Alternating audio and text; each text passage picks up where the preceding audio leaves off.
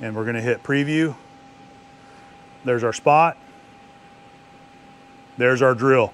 So that's really nice that you can preview it first to see if everything looks okay. I had a mistake there, was able to jump right back in here to our programming and make the edit because I jumped over this bolt hole center X and Y.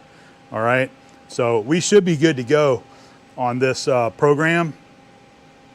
And then this is the end of the program, and what we can do right here is bring the workpiece to us in Y. So we're gonna edit this, we're gonna put a 0. That's home 0, and we're gonna hit store, and now this is ready to go. So we can come back out to our main screen and hit verify and start and hit cycle start. We're gonna bring this up to 100%. And now this is gonna go through just like if it was the machine is actually running, and we're gonna check this out. So while we're doing that, while we're watching, you hit display, we'll hit auto. It's already in the center right there, but you can zoom in and out, you know, with our graphics. You know, you can pan if you want to.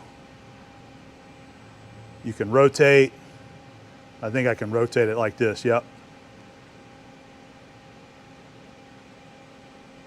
Look at our drill, looks like it came through just like it's supposed to.